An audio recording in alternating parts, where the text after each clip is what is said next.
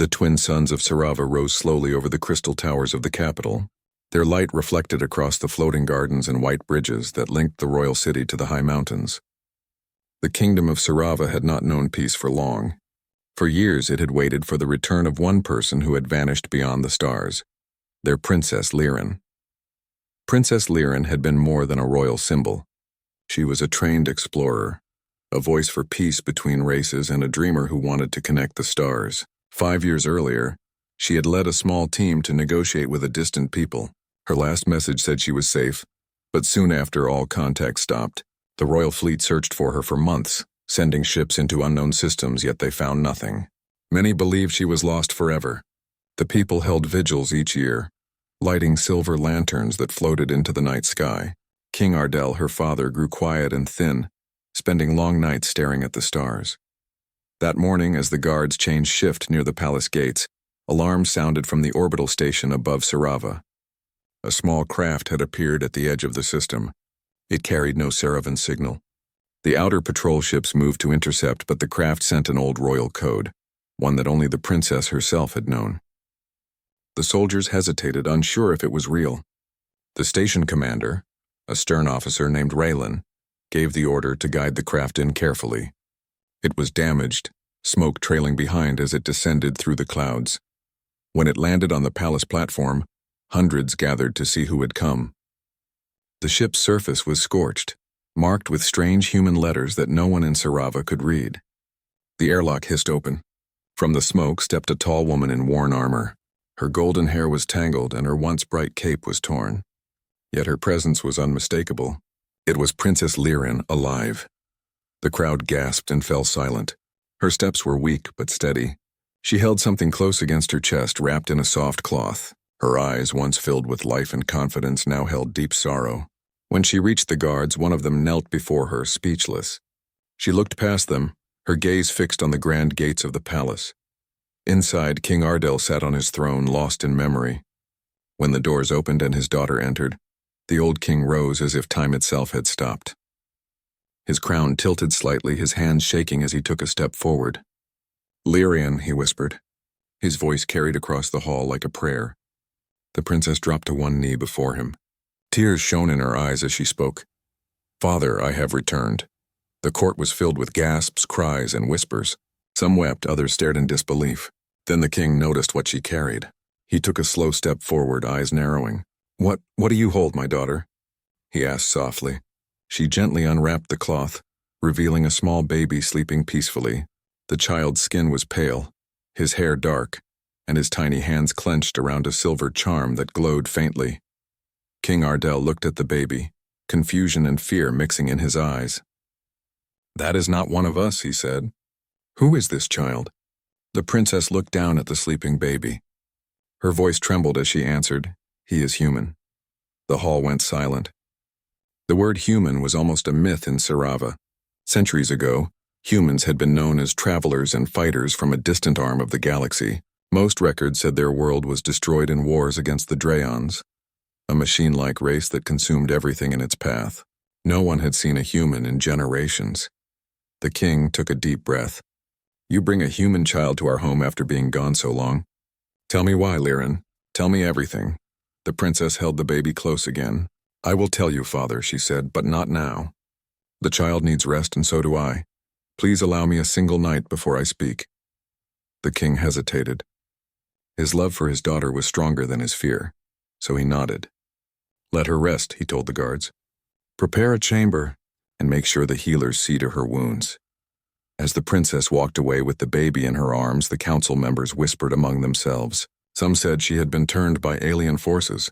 Others believed she had returned with a curse. But the people outside cheered when they saw her step onto the palace balcony. To them, it did not matter what she carried. Their princess had come home. That night, as the stars filled the sky, the palace was quiet.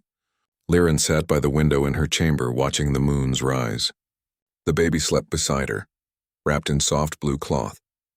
She traced her fingers across his tiny hand and whispered, "You are safe now, Leo. No one will hurt you here." A soft knock came at the door. The king entered quietly, wearing a simple robe instead of his royal garments. He looked tired, yet his eyes held warmth. I could not sleep, he said. I needed to see you again to make sure this is not a dream. Liren smiled faintly. It is no dream, Father. I wish it were. The stars are not what they once were. He stepped closer and looked at the baby. You said he is human. I thought they were gone. They almost are, she replied. But not all. The king sat beside her. Tell me, my child. What happened to you? How did you survive? Lorraine closed her eyes for a moment as if gathering strength. I was captured, Father. My ship was taken by the Drayons. They destroyed the peace mission and enslaved those they did not kill. I thought I would die among them. But then a group of humans found me. They fought the Drayons and rescued me. They were unlike any people I had ever seen. They lived in hidden colonies scattered across dead worlds, always moving to stay alive. They helped me heal. They taught me how to fight again, how to survive. The king listened silently. His face showed pain and pride. And the child? He asked at last. Liren's eyes softened. His name is Leo. His parents were brave. His father, Captain Ross, was a leader of the last human defense fleet. His mother, Mara, was a medic who saved many lives, including mine. They both died when the Drayons attacked their last base. Before his mother passed, she begged me to protect her son. I swore an oath to her. The king's expression turned heavy. So you returned here with the child of another race while death followed you across the stars? Yes, Liren said. But I could not abandon him. Humanity may be gone, Father, but through him, something of them still lives. I saw what humans could do when all hope was lost. They fought even when they knew they would not survive. They reminded me what courage truly means. The king rose and walked toward the window, looking out at the night. You have changed, Liren. The stars have changed you. Perhaps, she said softly, but I have also learned. There is strength in those we once thought weak. The humans showed me that. For a long time neither spoke. The baby stirred, his small hand reaching toward the light of the moons. The king watched him in silence. He could not explain it, but something about the child made him feel uneasy and calm at once. At last he said, You may stay, and the child may stay. But I must tell the council tomorrow. They will not welcome this easily. I understand, Liren replied. I only ask for one thing. Let me tell my story in full before they decide anything. The king nodded. You shall have that chance. Rest now, my daughter. Tomorrow will bring questions. When he left, the room grew quiet again. The princess sat for a while staring at the stars. She thought of the human world she had seen destroyed, of Captain Ross and Mara, and of the promise she had made. She knew that her return would bring both hope and danger. The Drayons never stopped hunting, and if they learned she was alive, they would come. She looked down at the baby again. His small face was peaceful, his breathing steady. You are the light that must not fade, she whispered. For your people and for mine. Outside, the twin moons shone brightly above Sarava, casting their silver light over the city that slept unaware of what was coming.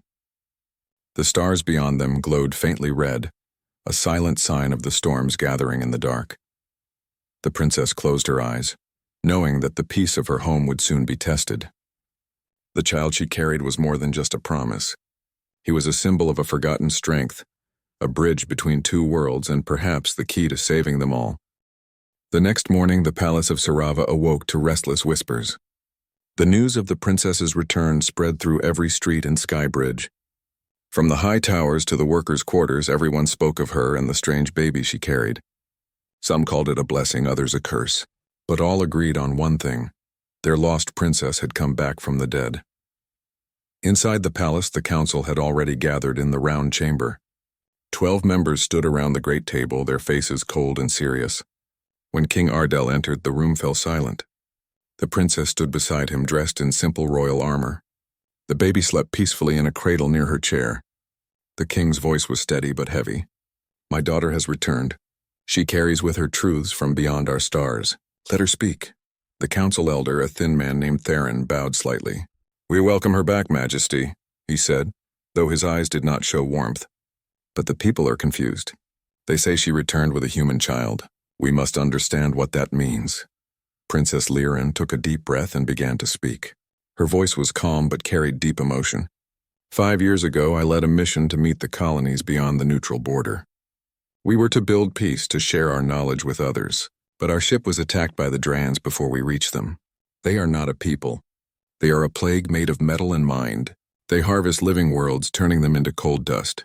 My crew was destroyed and I was taken. Gasps moved around the table. The name Draon still brought fear to the hearts of even the bravest Saravans. Long ago, the Draons had attacked nearby systems, but Sarava had never faced them directly. Many thought they had vanished into the dark. Now they knew otherwise. The princess continued. I was their prisoner. They studied me. They wanted to know our strength. But I escaped with help from humans. I thought they were gone, but they are not. They live, hidden in secret colonies near the rim of the galaxy. They have no great cities anymore, no fleets as before, but they have something far stronger, the will to survive. The council listened closely. Even Theron's sharp eyes softened slightly. Liren spoke of her time among the humans. She told them about Captain Ross, who led a small human fleet that fought the Draons in the shadows. She described how they moved from world to world, saving those who could be saved, striking when least expected. They had no great weapons, she said, only courage. They stood against an enemy that even our strongest fleets would fear. She told them how she met Mara, the medic who saved her life after the escape. Mara had healed her wounds and taught her human medicine, though they lacked proper equipment. They shared everything they had, Liren said, her eyes soft. They did not see me as an alien, but as a friend. They had no reason to help me, yet they did. Humanity has lost much, but not their heart. When she spoke of the final battle, the one that destroyed the last human colony, her voice began to shake. The Draons found us. We fought for 3 days. Captain Ross led the defense and Mara cared for the wounded even as the fires spread. When the Draons broke through, I carried Leo to the last ship. Mara was gone and Ross stayed behind to hold them off. Before the ship took flight, he sent me a message. He said, I'd take him, Liren. Keep him safe.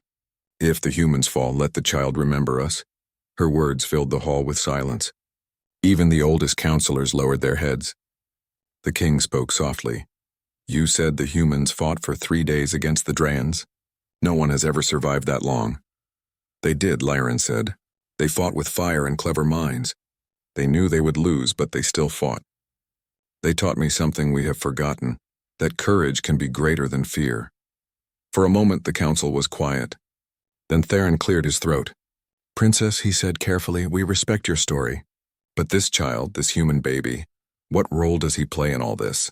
You say he is the son of a human captain and medic. That makes him one of them, not one of us. Bringing him here could put us in danger. The princess turned to face him. He is not danger. He is a reminder. Humanity fought to protect life.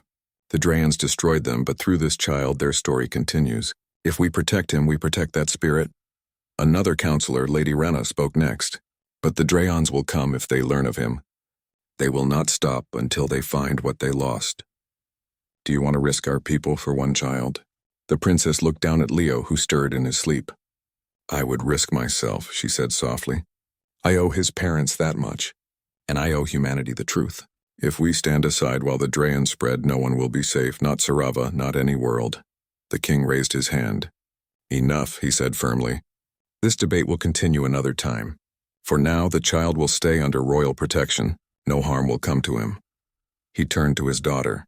You have done what you believed right. I will not question your heart, but we must be careful. The Draons may already be watching. The council bowed, though some did so unwillingly.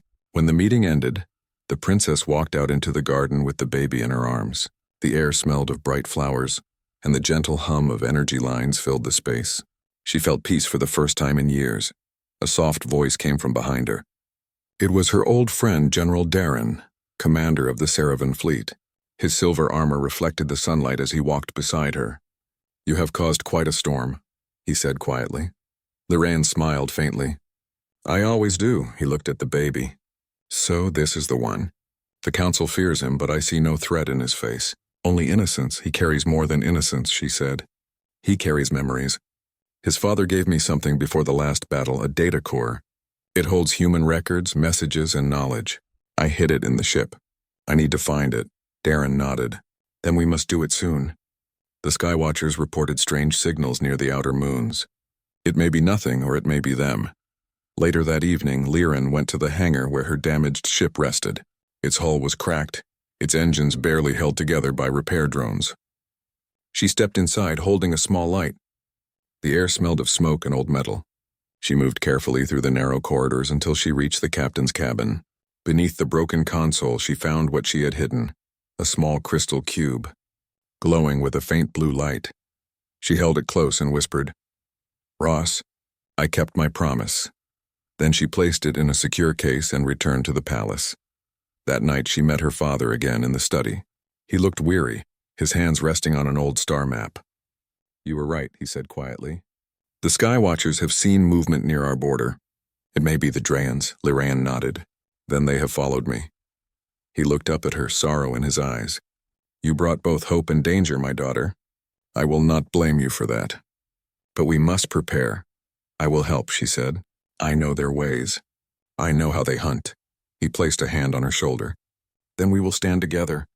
But the council will not be easy to convince. They still think this is only a story. Then they will learn the truth soon enough," she said. As the night grew darker, she looked out through the tall window. Far beyond the palace lights, faint red sparks blinked in the distance, the same color she had seen before every Drayon attack. Her heart tightened. She knew what it meant. She turned to the cradle beside her desk where Leo slept peacefully. "You will not face what your people did," she whispered. "Not while I live." The baby's small hand reached toward her and his fingers touched the edge of the glowing cube. The light grew brighter for a moment as if reacting to him. The princess watched in silence, her mind full of questions. Perhaps humanity had left more than memories inside this child. Perhaps something within him still connected to their lost world. Outside, the stars seemed to flicker with warning. The kingdom of Sarava did not yet know that its greatest test was near. But the princess knew. She had seen the darkness before. And now it was coming again. The morning after the warning lights were seen near the outer moons, the royal palace was restless. Servants whispered in the halls, soldiers moved quickly between posts, and the sound of scanners echoed through the marble corridors. The people of Sarava did not know what was happening, but they could feel something dark approaching. In the grand chamber, the royal council gathered again. King Ardell sat on the high seat, his expression calm but his hands tight against the armrests. The princess stood beside him holding a silver case, the one that contained the human data core. General Darren stood near the doors, his armor faintly shining under the morning light. Elder Theron spoke first, his voice sharp and full of doubt. "Majesty, we have confirmed strange signals near our borders. They match the pattern of Drayon scouts. If that is true, then danger is close, and it came here because of your daughter." The words caused a wave of murmurs. Some council members nodded in fear. Others looked at Lyran with suspicion. The king raised a hand to silence them. "You speak freely, Theron, but remember your tone. My daughter has brought us warning, not ruin." Theron bowed slightly but did not hide his displeasure. "With respect, Majesty, she returned after 5 years with a human child and a broken ship. The Drayons never attack without reason. Perhaps they followed her. Perhaps they seek the child." The princess stepped forward. "They do seek him," she said firmly. "But they will not have him. If I had left him behind, the Drayons would have taken him and used him." "I could not let that happen," Theron frowned. "Used him? How can a human baby be of use to them?" "He is not just a baby," Lyran said. "He is the son of Captain Ross, the last human commander who stood against them. The Drayons want to erase everything connected to him. They want no sign of humanity to remain." Another counselor, Lady Renna, spoke softly but with fear in her eyes. "If that is true, then we must send the child away. Hide him somewhere safe, far from Sarava. If the Drayons come here, millions will die." The king looked down at his hands. "And where would you send him, Lady Renna? Every world beyond our borders burns or hides in fear. There is no safe place left." The room grew silent. Then General Darren spoke. "Majesty, I suggest we strengthen the defense network and prepare our fleets. Whether or not they come for the child, we cannot risk being unready." King Ardell nodded slowly. "Agreed. Begin preparations at once." When the meeting ended, the council members left in groups, their whispers following them down the corridor. Only the king, the princess, and Darren remained in the hall. The king looked at his daughter with tired eyes. "You see how they doubt you," he said. "They fear what they do not understand." Lyran sighed. "Fear makes people blind, father. But they are not wrong to be afraid. The Drayons are merciless." "Then tell me," the king said quietly, "what else have you kept from us?" Lyran opened the silver case and placed the glowing cube on the table. "This," she said. was given to me by Captain Ross. It holds human records, battle maps, and a fragment of their last defense system. It also carries their message to any who survive. The cube glowed brighter. Streams of blue light rose from it, shaping into a figure. A hologram of a human man in worn armor. His face looked strong yet kind. The king and Darren watched in silence. The hologram spoke with a calm, steady voice. To whoever finds this message, I am Captain Ross of the Human Defense Command. If you see this, then our worlds have fallen. We fought until the end. We gave everything we had. But the Drayans cannot be beaten by ships alone. They must be beaten by unity, by the strength that comes when life stands together against darkness. Protect the boy. He carries the future of two worlds. The image faded. The cube dimmed once more. The king's voice was low. So this is the human who saved you? Lyrian nodded. He was brave. He knew what was coming and still chose to fight. Darren studied the cube with interest. If this contains their knowledge, we could learn from it. Their technology might give us an edge. The princess shook her head. The code is complex and alive. It must be handled carefully. Humans used a mix of organic and machine systems. If misused, it could destroy itself. I will have our best engineers study it, the king said. Perhaps it will help us understand the humans better. That evening, while the engineers examined the cube, the princess stood on the balcony with Leo in her arms. The city below glowed with lights as airships moved through the sky. From here, Sarava looked peaceful, untouched by the danger that drew near, but she could not enjoy the view. Every night she saw the same dream, the fire of the human colonies burning, the sound of metal storms, and Captain Ross shouting her name before the light swallowed everything. She closed her eyes, whispering to the sleeping baby. You remind me of them. You remind me that they never gave up. Suddenly alarms echoed across the city. The sky shields activated, and red lights flashed across the horizon. Lyrian turned sharply toward the sound. A guard ran into the balcony chamber. Princess, unknown crafts have entered our outer orbit. The fleet is moving to intercept. She handed the baby to the nurse and ran to the command tower. The corridors were full of movement. Soldiers running, officers shouting orders, ships launching from the hangars. When she reached the control room, Darren was already there, giving commands. 3 small Drayon ships, he said. Scouts, most likely. They are testing our defenses. Do not destroy them too soon, Lyrian said. They always test before they strike. If we act too quickly, they will know we are prepared. Darren nodded and adjusted the orders. The Saravan fleet formed a silent barrier around the planet. The Drayon ships moved closer, scanning. Then they vanished into the dark, leaving only static behind. They will come again, Lyrian said. This was only a warning. After the alert ended, the princess returned to the palace. She found her father waiting in the war room. The old king looked weary but determined. We have entered a dangerous time, he said. Our council is divided. Some believe we should surrender the child to avoid war. Others want to use him as a tool for study. Lyrian clenched her fists. He is not a tool. He is a living being. He is innocent, I know, her father said. But the council sees only survival. The princess turned toward the window. If the Drayons come, there will be no survival unless we stand together. The humans learned that too late. We cannot repeat their mistake. Later that night, she walked through the palace gardens. The moonlight touched the leaves and the soft hum of distant engines filled the air. She needed peace even for a moment. Then she heard footsteps behind her. It was Darren again. You should rest, he said gently. I cannot, she replied. Every time I close my eyes, I see what is coming. He walked beside her in silence for a while. Then he said, When we trained together years ago, you always spoke of hope. You said every star held a friend we had not yet met. Do you still believe that? She smiled faintly. Yes, even now. Especially now. They stopped near the edge of the garden where a statue of the first Saravan explorer stood. The humans believe the same, she continued. They believed that even if they died, their ideas would live. That is why I brought the child here. He is their hope and maybe ours. At that moment, the night sky flashed once more. A meteor burned across it, leaving a golden trail. Lyrian looked up and whispered, They are watching. I can feel it. The next day, a sudden explosion shook the lower city. The sound thundered through the palace. Guards ran to the walls, weapons ready. Lyrian rushed to the balcony and saw smoke rising from one of the airfields. Drayon infiltrators had arrived. Small machines shaped like dark spiders moving fast through the streets. The soldiers opened fire, but the machines were swift.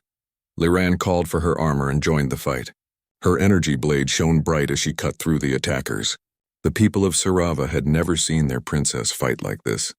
She moved with speed and strength learned from her human allies. The battle was fierce but short. When the last machine fell, its body glowed red and burned away, leaving behind a strange mark on the ground, a circle divided by a single lightning line. Darren bent down to study it. "Their mark," he said quietly. "The Drayons have found us." The king arrived soon after. He looked at the burning field and then at his daughter. "It begins," he said softly. "Prepare the fleet. The council will meet again at sunrise, and this time no one will doubt the truth." As the night settled again, the princess stood at the edge of the city, her armor cracked, her hair tangled from battle. She looked at the sky where the stars shone faintly red. She knew this was only the start. The Drayons were testing their strength, and soon they would come in full force. She thought of Captain Ross, of Mara, and of the humans who had fallen. She remembered Ross's last words before the ship escaped. "Keep fighting no matter where you go." She touched the charm around the baby's neck and whispered, "I will keep that promise." The winds of Sarava grew cold that night. The kingdom slept uneasily under the silent stars, unaware that the War of Two Worlds was about to begin. The morning air in Sarava carried the smell of metal and smoke. The palace had been quiet since the attack, but everyone felt a strange fear growing inside them.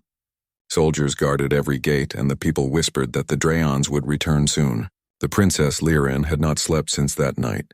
She stood in the shipyard looking at the wreckage of her old human craft.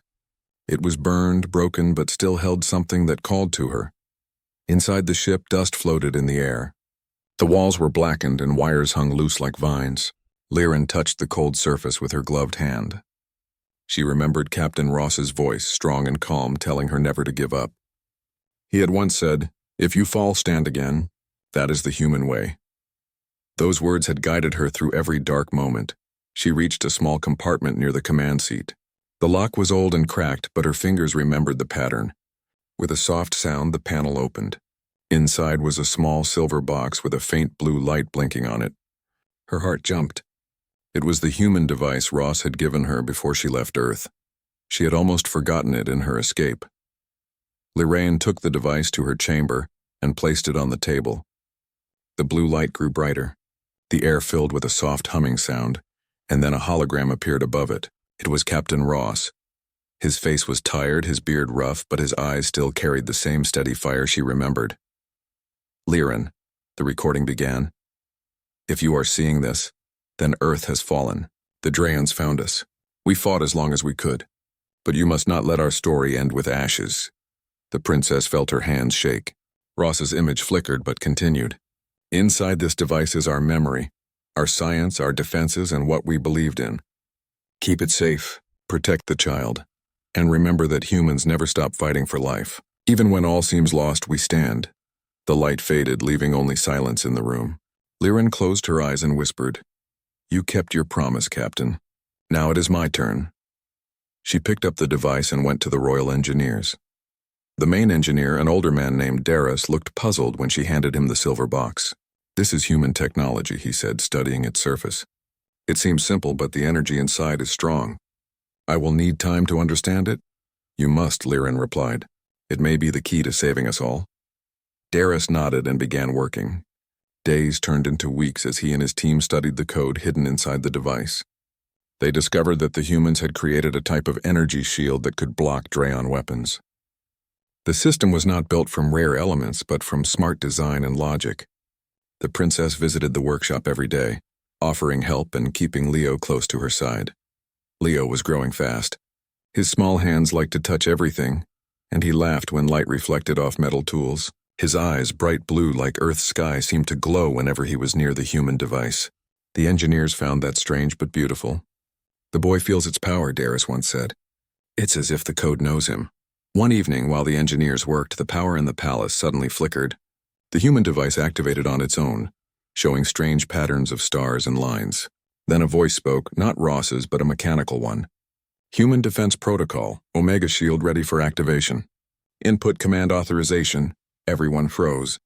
Darius looked at Liran. "Princess, it's waiting for you." Liren placed her hand on the glowing surface. "Activate Omega Shield," she said softly. The room filled with light and energy waves spread through the floor. In the distance, every defense tower in the city powered up. A golden dome appeared above Sarava, shining against the dark sky. It was the human shield, strong, protective, and alive. People across the capital looked up in awe. They felt warmth and safety they hadn't felt in years. For the first time since the Draen's attack, hope returned to Sarava.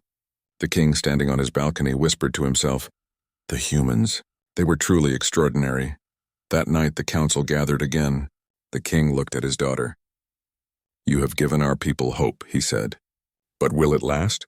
Will this shield protect us when they return?" Liren nodded. "The shield will hold for a time. But more than that, it teaches us how humans think. They build strength not from fear but from belief. If we can learn that, we can survive anything."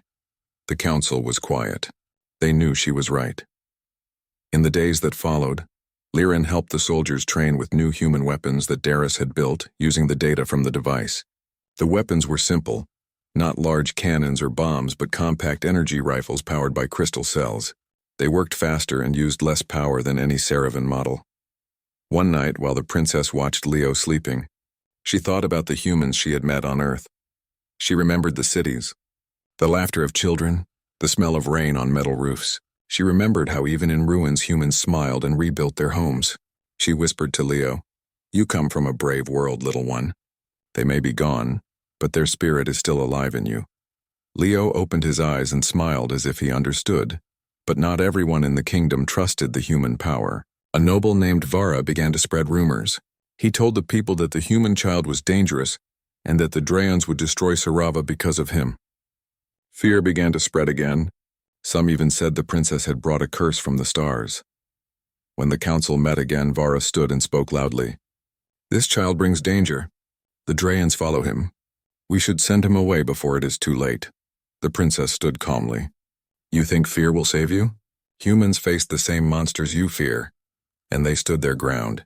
We will do the same," Vara sneered. "You protect this child as if he were your own." Liren's eyes hardened. "He is more than my child. He is the last light of a world that saved me when none of you could." The king raised his hand, ending the argument. "Enough," he said firmly. "We will not cast away a child. Sarava does not turn its back on the innocent." Vara bowed, but his eyes showed anger. Later that night, Liren found a small data chip hidden under Leo's blanket. It had the same Draen symbol burned into it, the circle divided by lightning. Someone inside the palace had planted it. She realized the Draens were already watching, perhaps even listening. The enemy was close. The next morning she went to Darius again. "We need to use the human code not only for shields," she said. "We must learn how to fight like them." Darius smiled weakly. "Humans never waited for others to save them. They built their strength from within. Maybe that is what we must do too."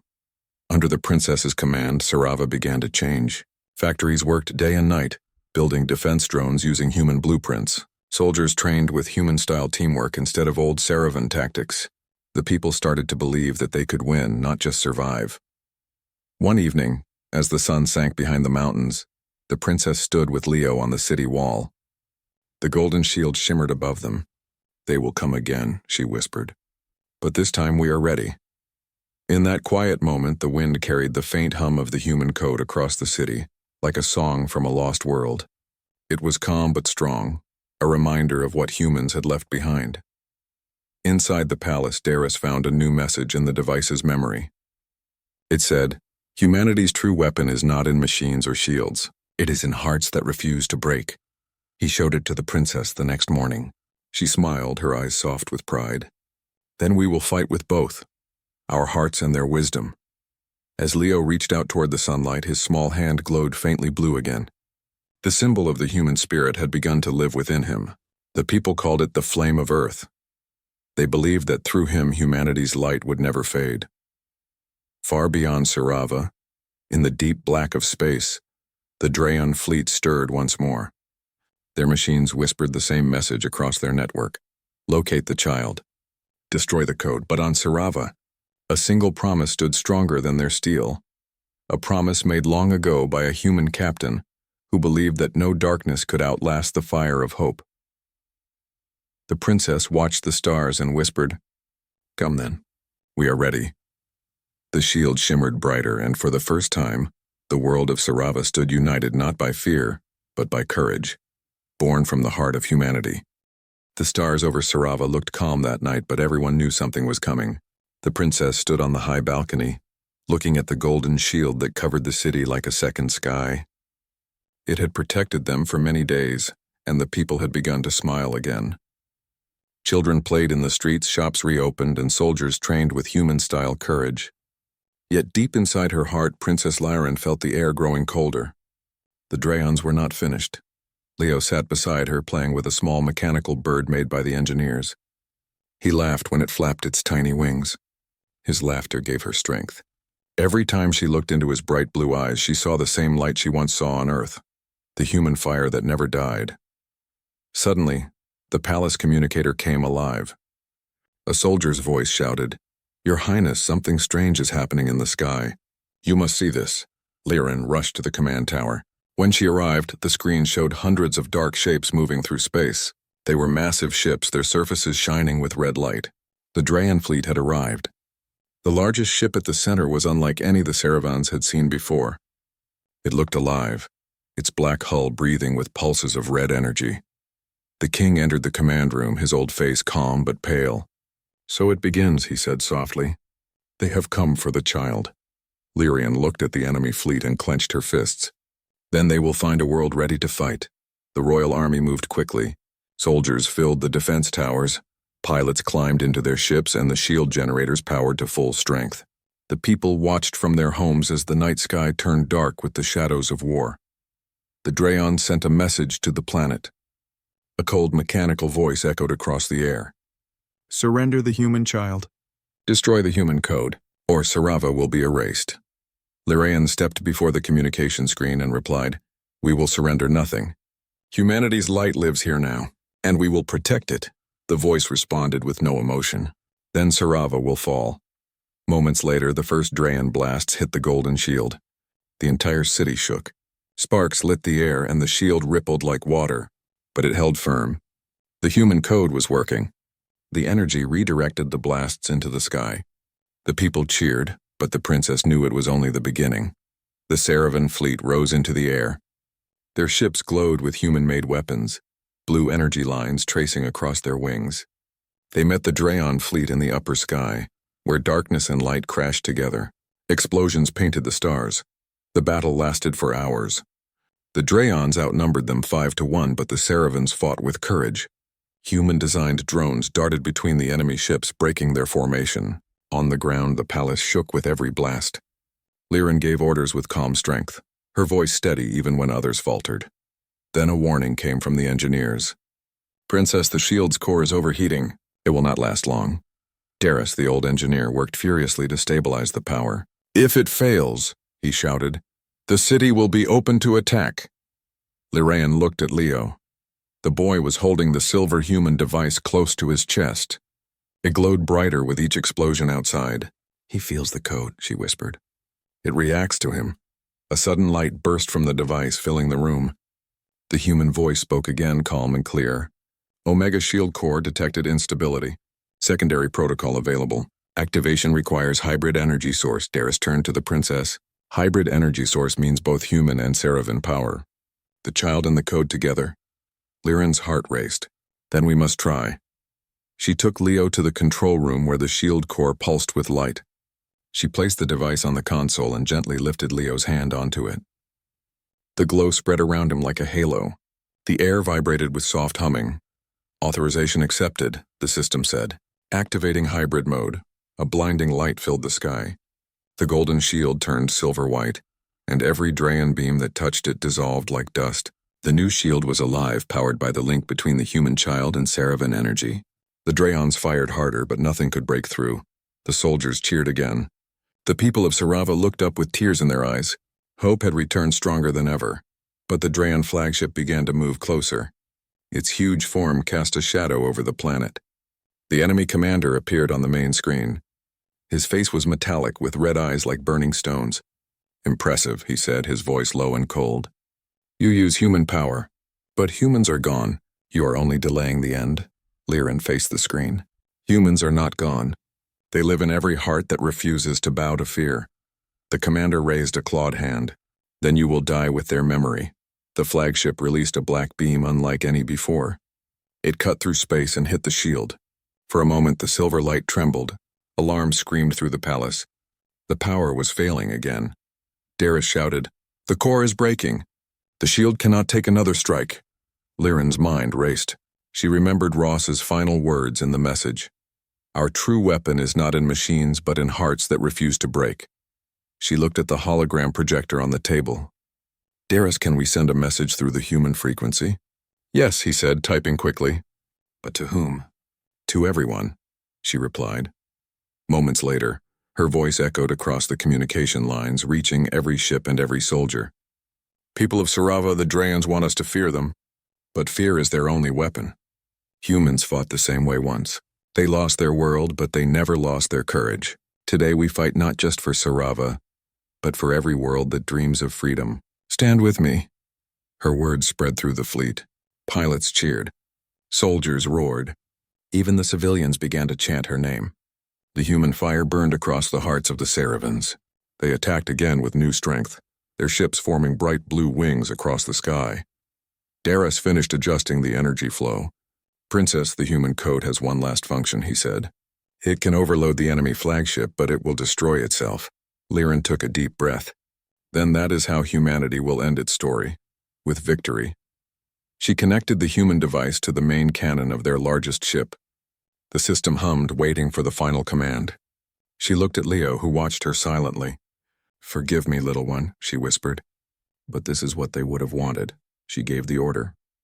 A beam of pure blue light burst from the Saravan ship, striking the Drayon flagship at its heart. For a second, the stars turned white. Then the black ship split apart, breaking into thousands of fragments that burned like falling stars. The Drayon fleet, without command, began to retreat.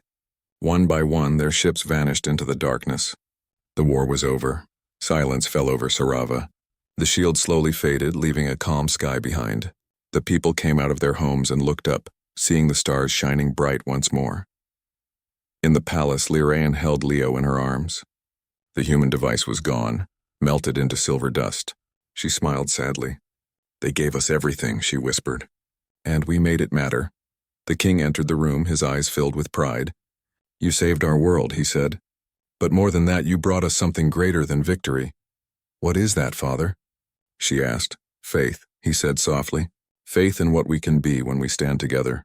Years passed. The city of Sarava became a place of learning and unity. The human code was remembered as the gift that changed their world. Statues were built not of kings or soldiers, but of a man and a woman, Captain Ross and Princess Liren, standing side by side, holding a small child. Leo grew into a strong young boy, curious and kind. Wherever he went, plants seemed to grow faster, lights burned brighter, and people felt calm. The elders said he carried the soul of humanity, the light that would never die. Every night he looked at the stars and asked, "Mother, do you think there are still humans out there?" Liren smiled. "If they are, they will find us one day, and if not, we will carry their story for them." He nodded and whispered, "Then their fire will never go out." Above them, the night sky shimmered.